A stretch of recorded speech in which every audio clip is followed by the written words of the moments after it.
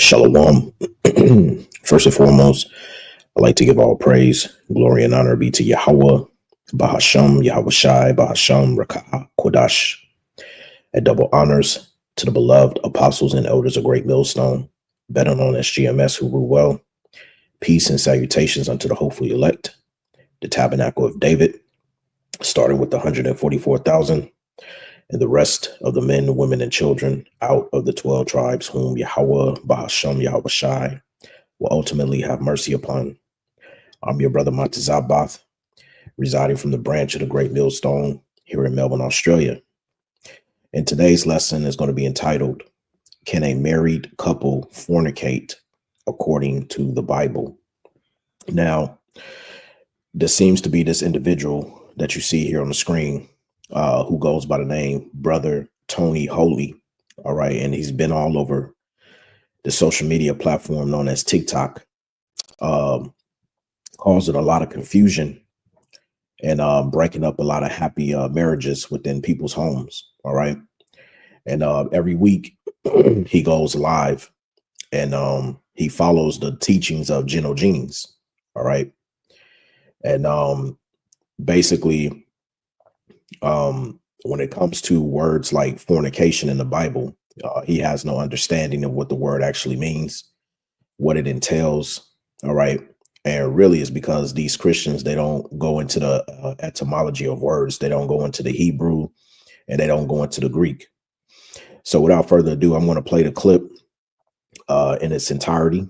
OK.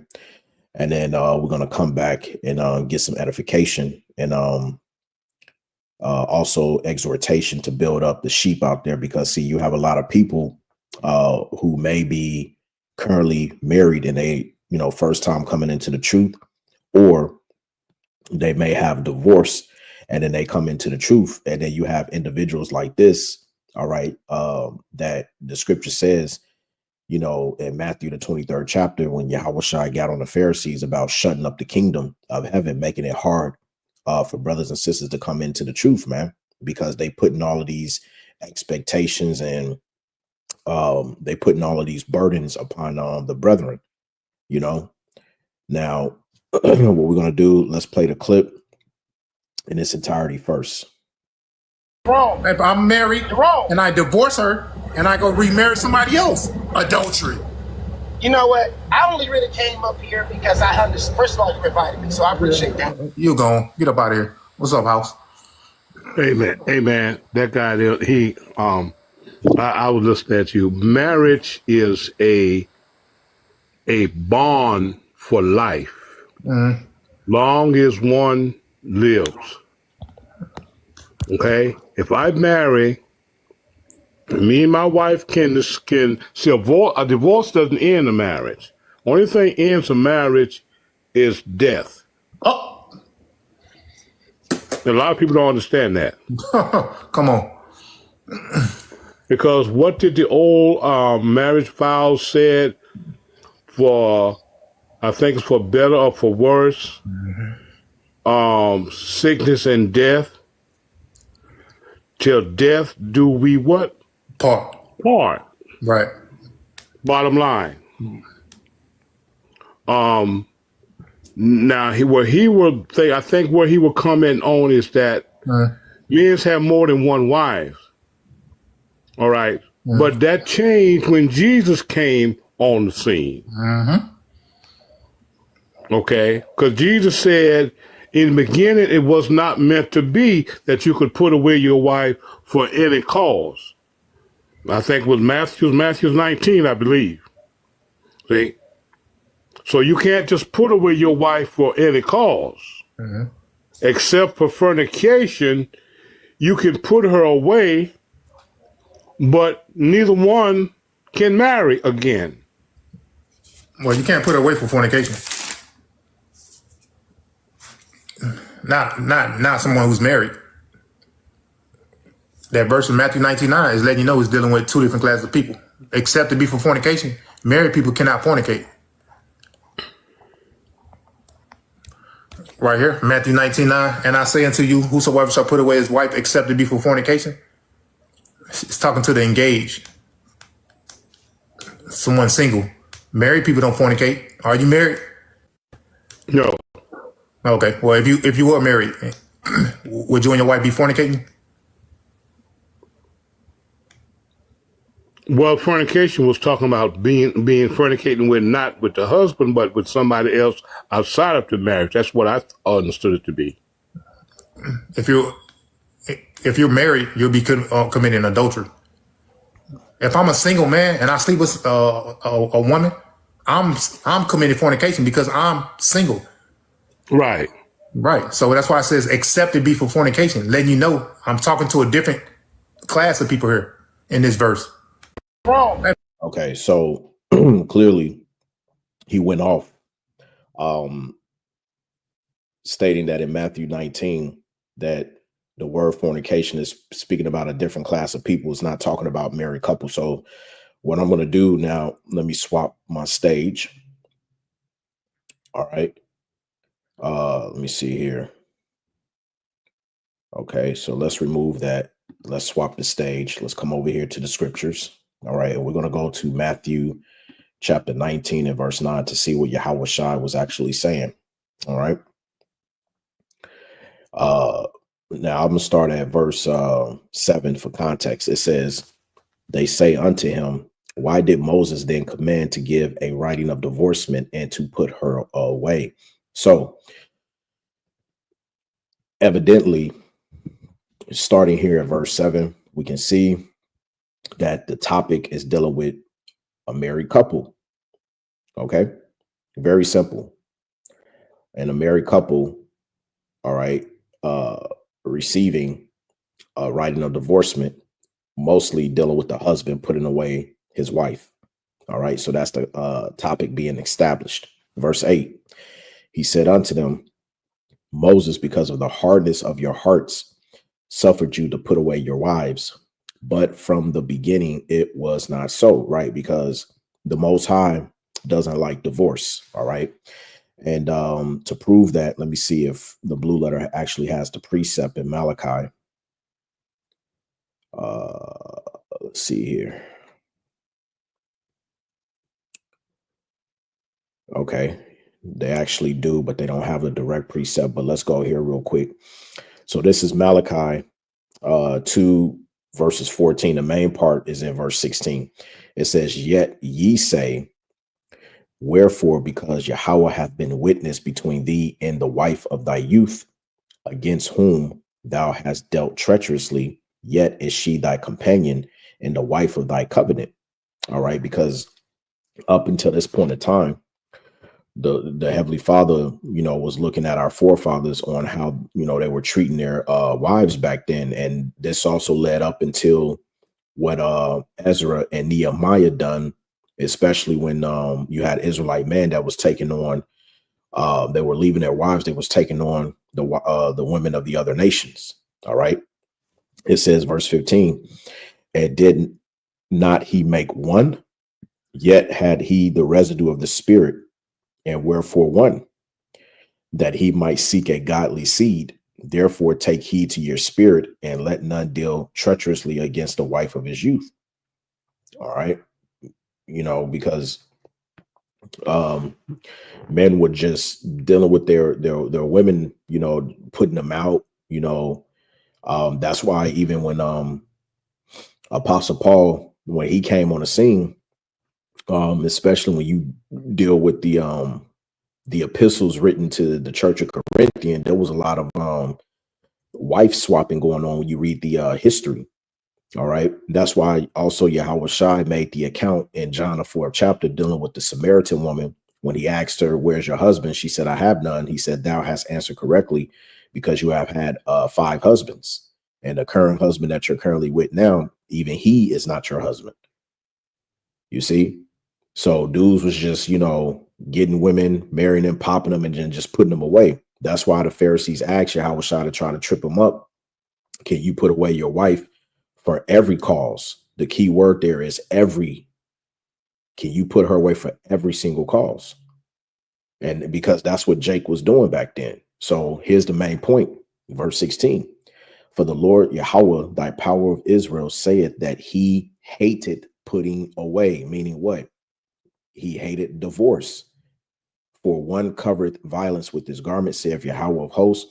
Therefore take heed to your spirit that ye deal not treacherously. Now, if we go into a different translation,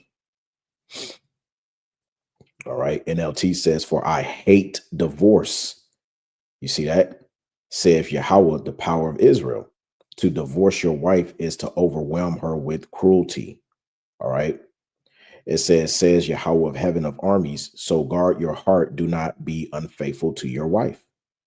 All right. So the Heavenly Father does not like divorce. That's why that's what Yahweh Shai meant when you go back to Matthew 19:9, when he says, or Salakia, not 9, but when he says, from the beginning it was not so, right? Meaning that the Heavenly Father through his son Yahweh Shai established marriage to be a faithful union.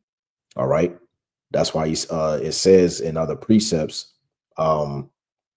let not the the husband separate from his wife, vice versa. I believe that's in 1 Corinthians, the 7th chapter.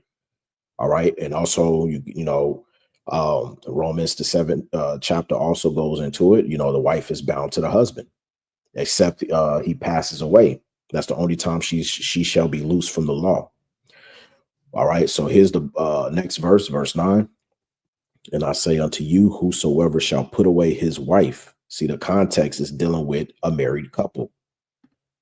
Except it be for fornication, and shall marry another, committeth adultery. And whoso marrieth her which is put away do commit adultery.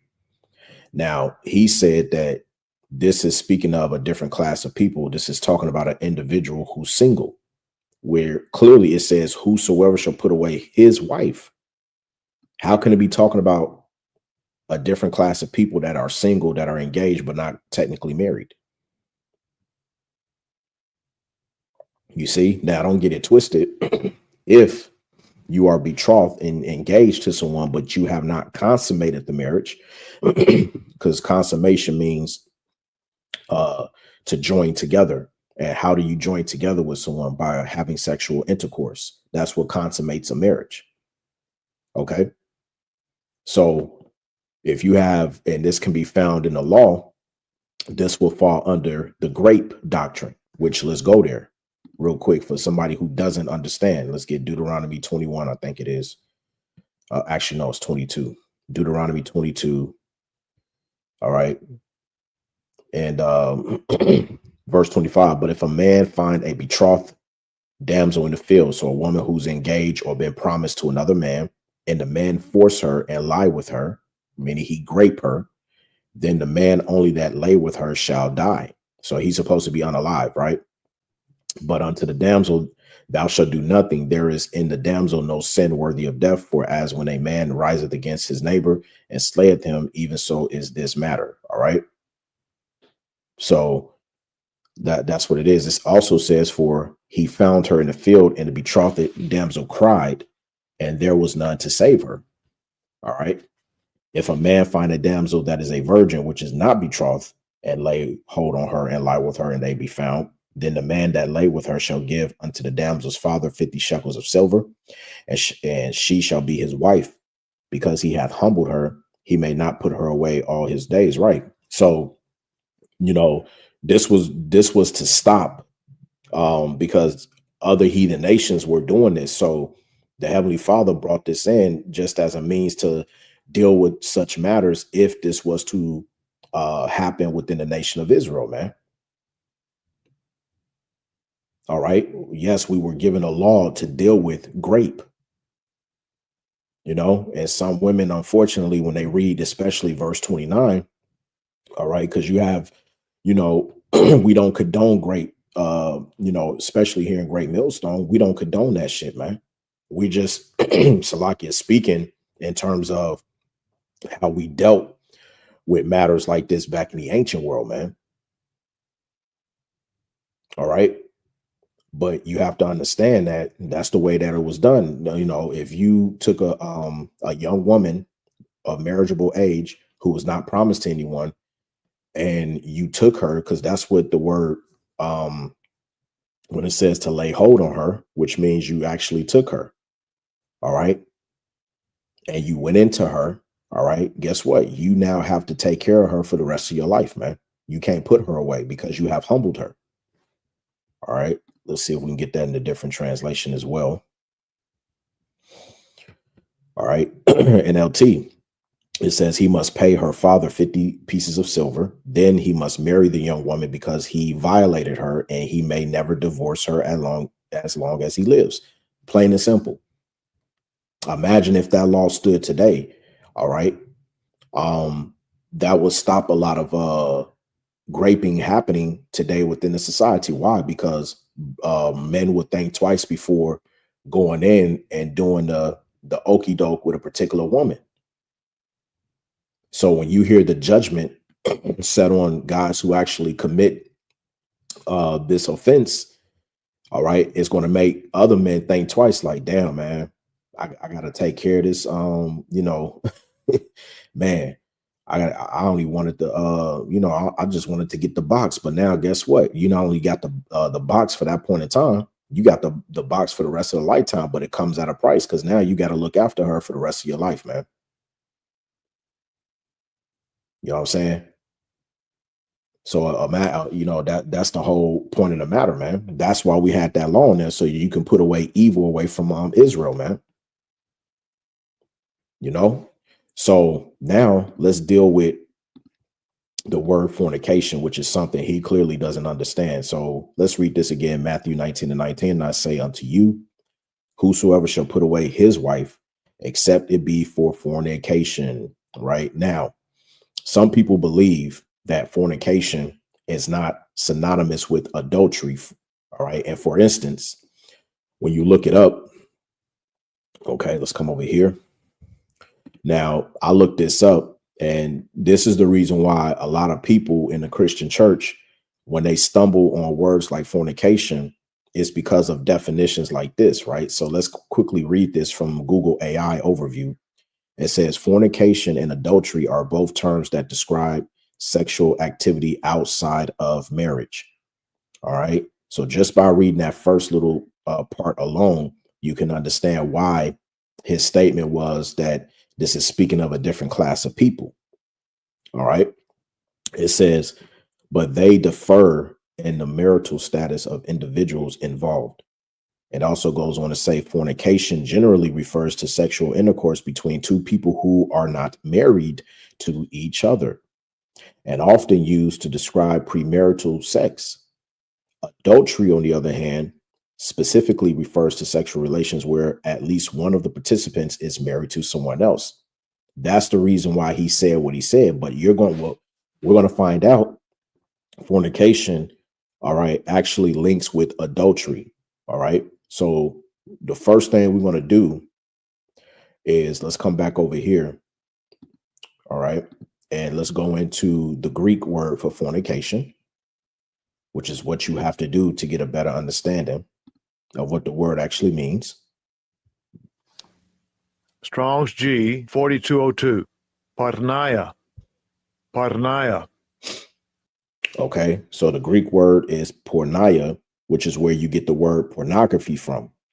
Okay. Pornography goes back to the Greek word porneia. And this is what it means. All right. It says outline of biblical usage, illicit sexual intercourse, which also falls under sexual immorality, which consists of, there it is right there, adultery. Then you have fornication. Then you have this word right here. Then you have lesbianism. And you also have intercourse with animals, which goes back to the word bestiality. But then number two, it says you also have sexual intercourse with close relatives, which goes back to all of Leviticus, the 18th chapter, which Leviticus chapter 18 is a chapter based off of sexual immorality of what you are not allowed to do. So that will fall under fornication. This is why you have to learn how to look up the words. It says number three, sexual intercourse with a divorced man or woman, which goes back to adultery. Okay. And we're going to deal with the divorced man because if a man who, let's say, for instance, his wife was in the wrong and she was found to commit adultery, and he put her away according to the law, that man is entitled to remarry again. All right. But see, brother Holy Tony, he says, and I caught a live ages ago of him telling a brother off in a live because the brother ended up sharing his history of him being remarried a second time due to the fact that his first wife he had to put out because he caught her committing adultery with another man.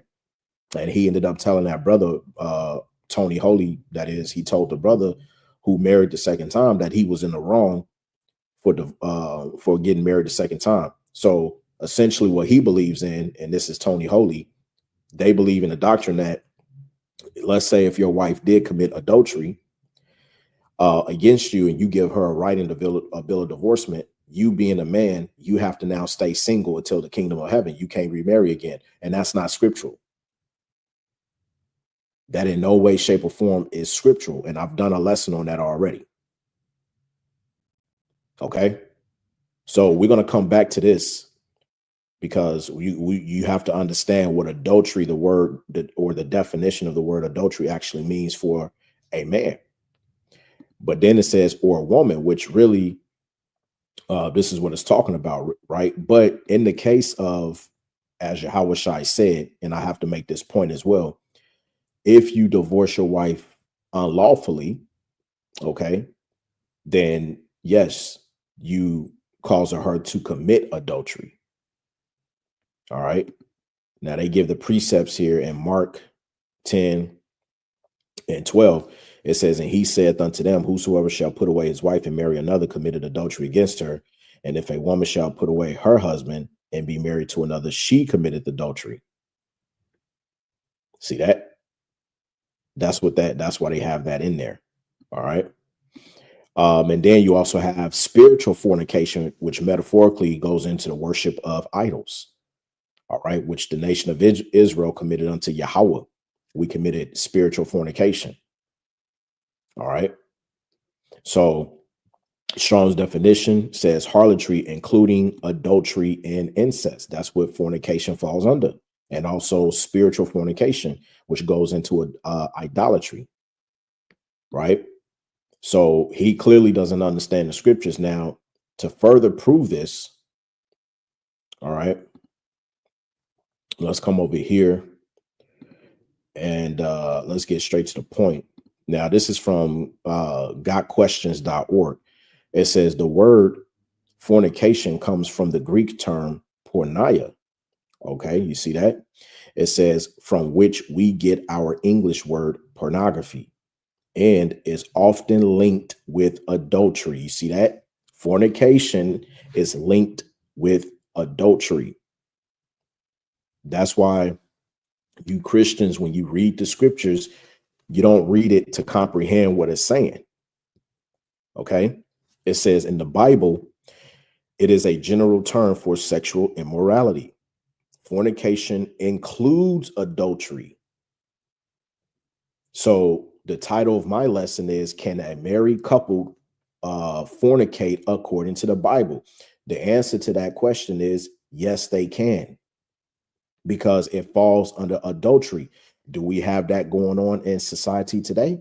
Absolutely. You have a lot of married couples that commit fornication amongst each other.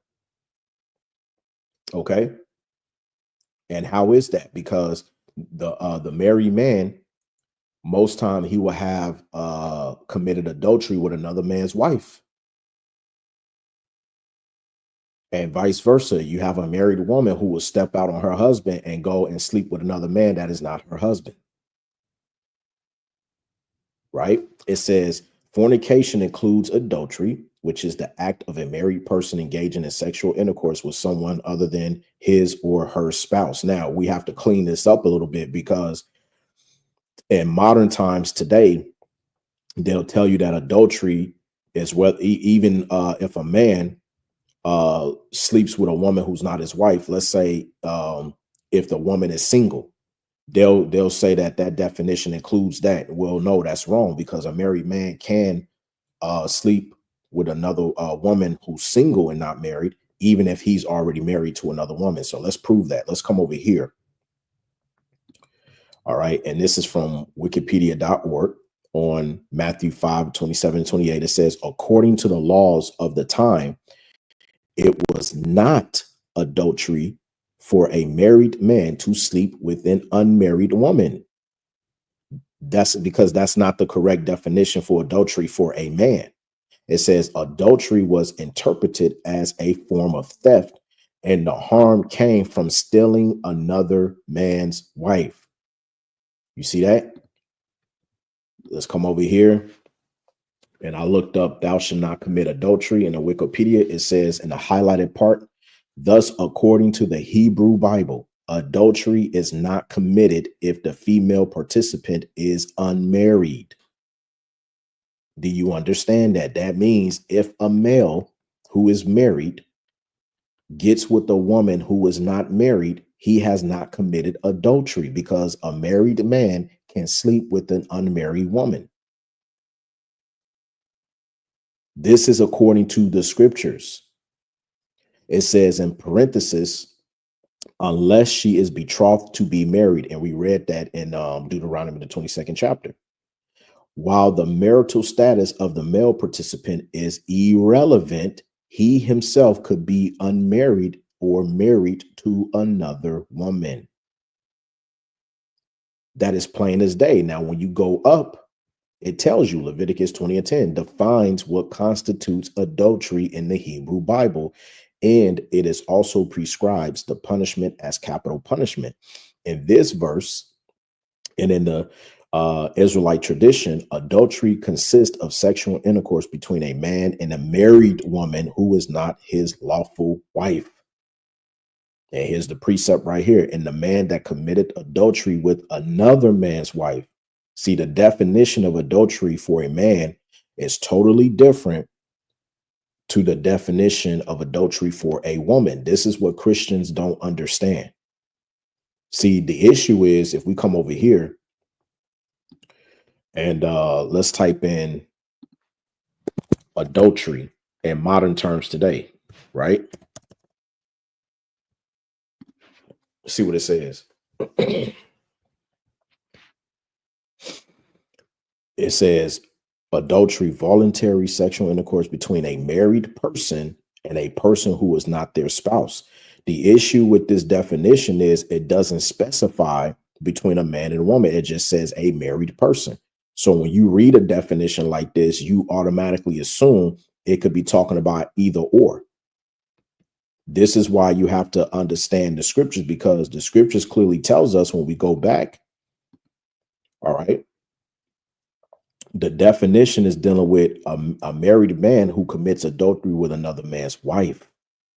But here it says, according to the Bible, adultery is not committed if the female participant is unmarried. So if a married man, okay, takes on another woman who is not married, he hasn't done anything wrong.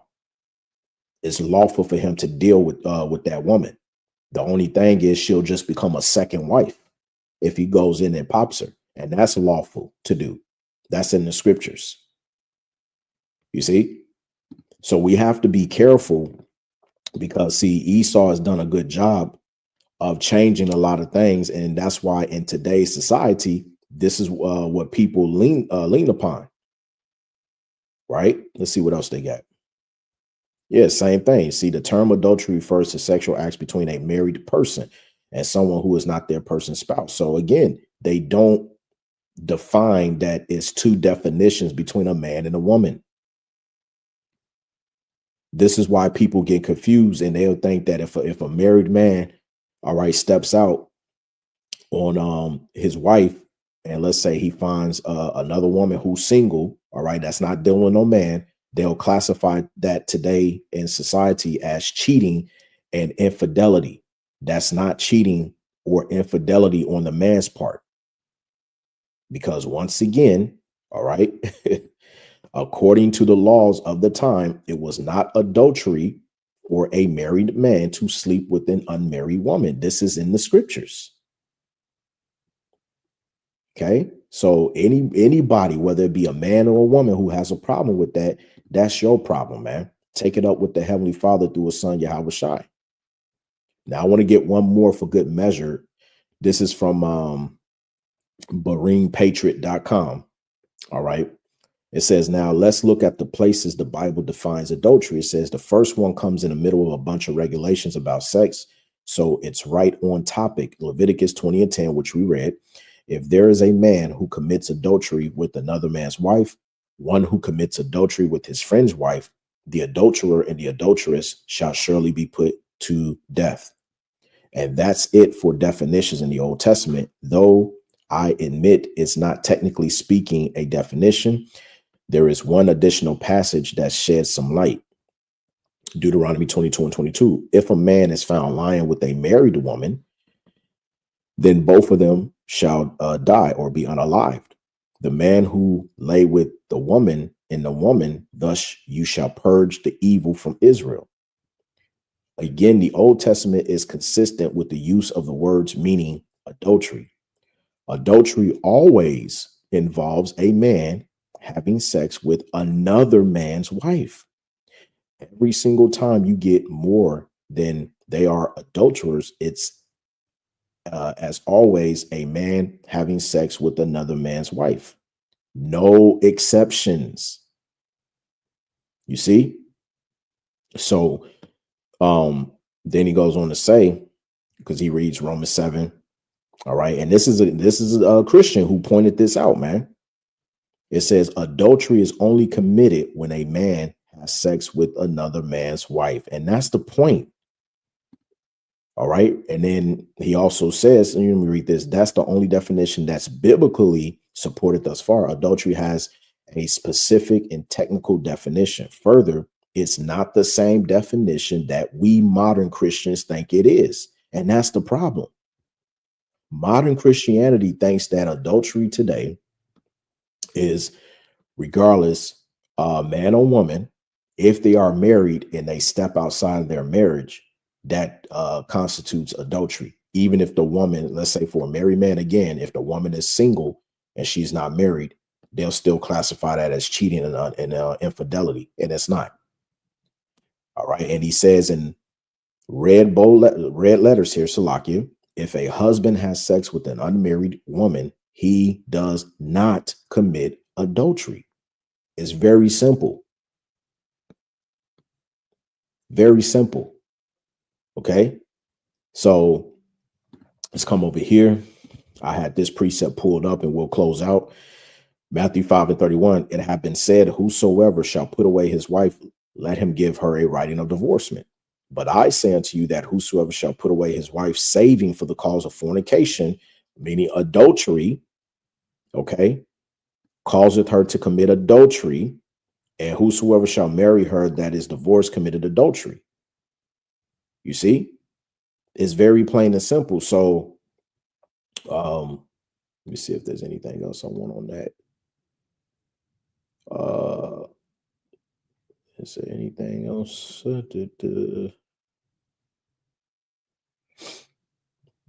Yeah, so we'll come back over here. All right, got questions.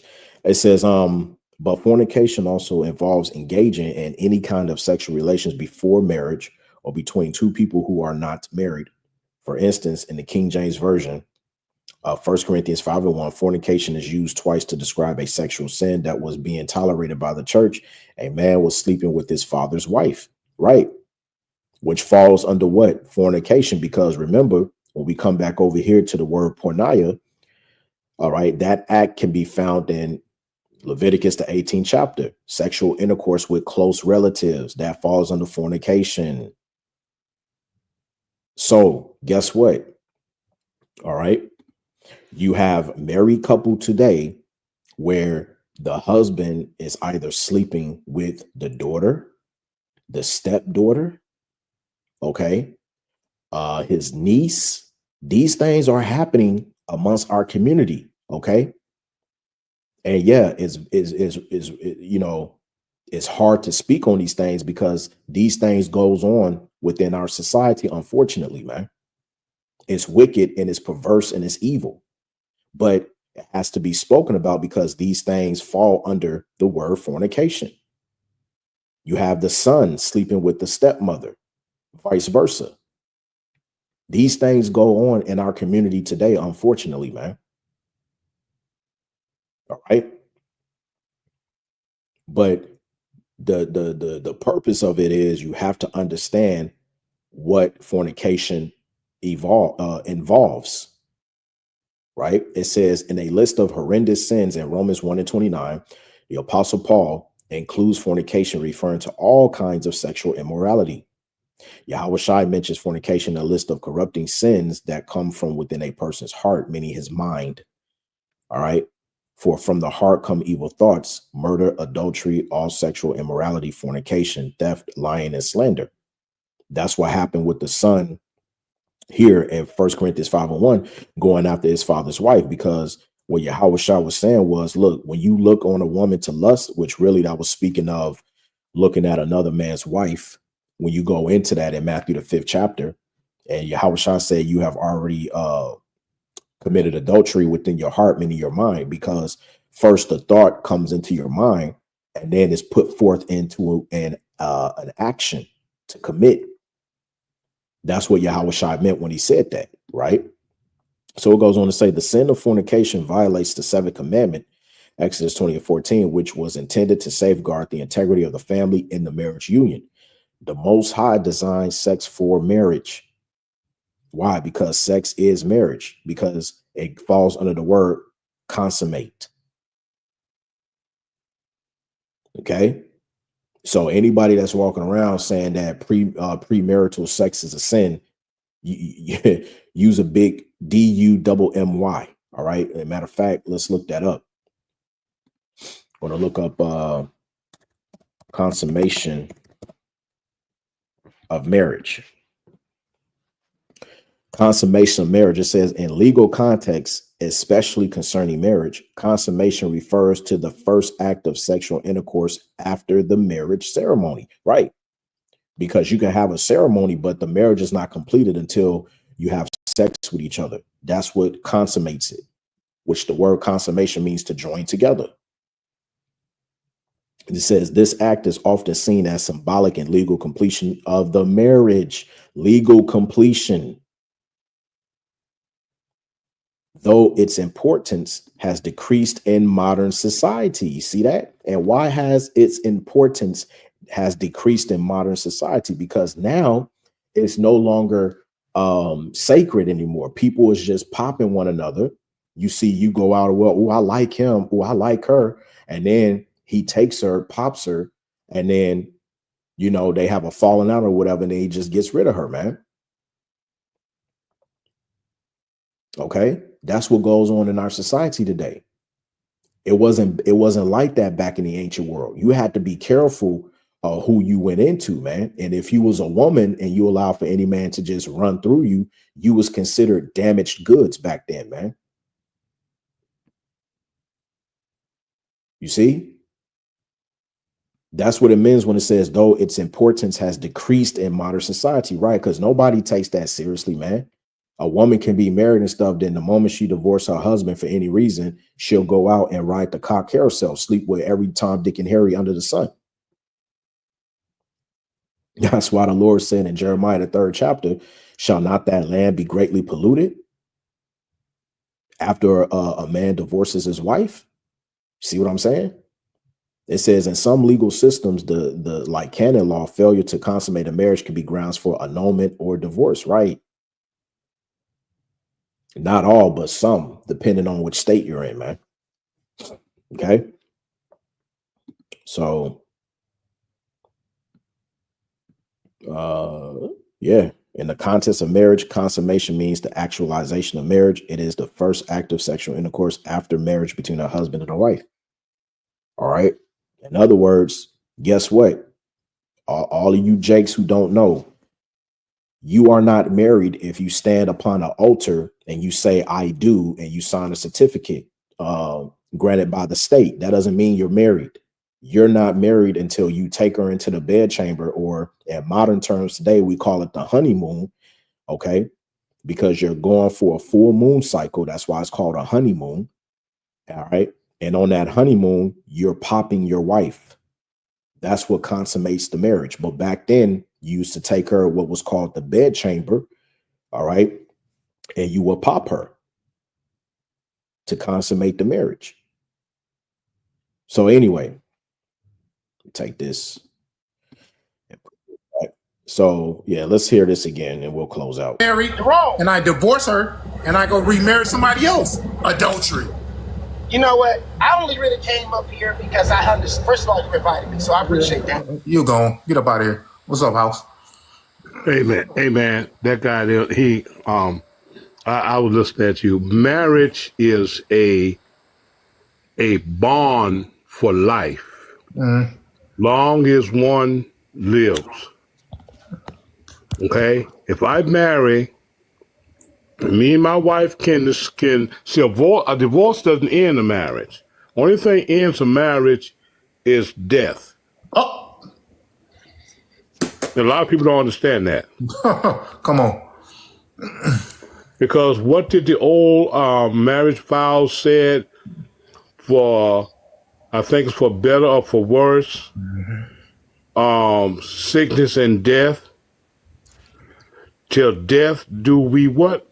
Part. Right. Bottom line. Now where he would comment on is that men have more than one wife. All right. But that changed when Jesus came on the scene. And it did not. So that guy, he went off. When Yahweh Shai came on the scene, a man having multiple wives never changed. Show me in the New Testament where Yahweh Shai got on anyone, or the apostles got on anyone, or any man, I should say, for having multiple women. You're not going to find it. And you can't sit up here and say, yeah, but Apostle Paul said that, let every man have his own wife. Yeah, that means that if you have one woman, all right, to have your own, meaning that if you want to have a second woman, you don't go and get another man's woman, which that was going on during those times. She was already married to someone, man. Infidelity. You have your own wife, all right? Just like the Lord told King David when he went into Bathsheba, she belonged to someone else. But what did the Lord say? He said that if this had been too little, I would have given you more. I've given you your master's wives, house, everything. If that had been too little, I would have given you more. Showing you that the Heavenly Father was with it. He was never against it. Okay, because Jesus said in the beginning, it was not meant to be that you could put away your wife for any cause. I think it was Matthew 19, I believe. See? So you can't just put away your wife for any cause. Except for fornication, you can put her away, but neither one can marry again. Well, you can't put her away for fornication. Not someone who's married. That verse in Matthew 19:9 is letting you know he's dealing with two different classes of people. Except to be for fornication, married people cannot fornicate. Right here, Matthew 19:9. And I say unto you, whosoever shall put away his wife except to be for fornication.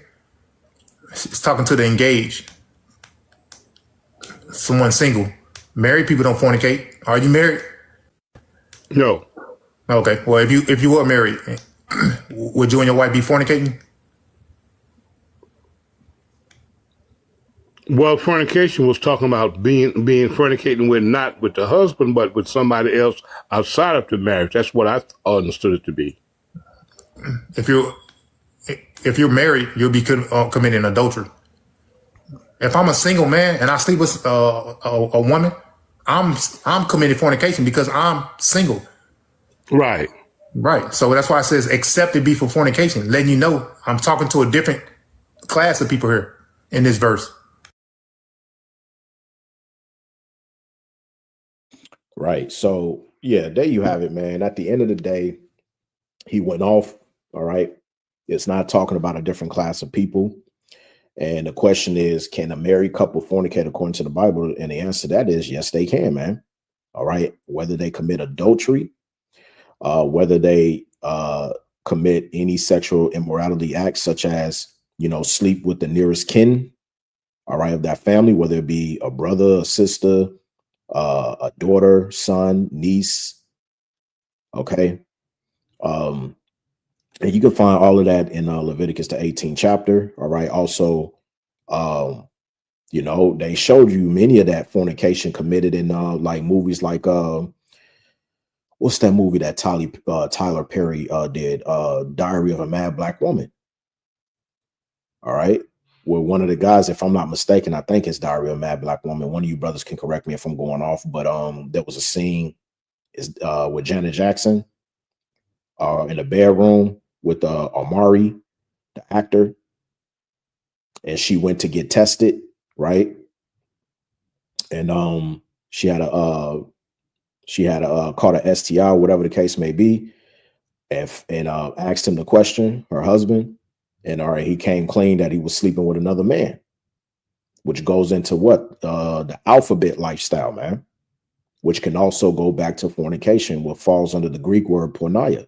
That's why, once again, it's important to look up these words. So with that, I pray that this lesson was edifying. I pray that you brethren and you few sisters that are watching really got something out of this, all right, to have a better understanding of what the biblical terms surrounding the words fornication and adultery actually means. And I'm going to close out giving all praise, glory, and honor be to Yahweh, Bahashem, Yahweh Shai, Bahashem, Rakah HaKodash, and double honors to the apostles and elders of Great Millstone, better known as GMS, who rule well. Peace and salutation unto the hopeful elect, the tabernacle of David. Shalom.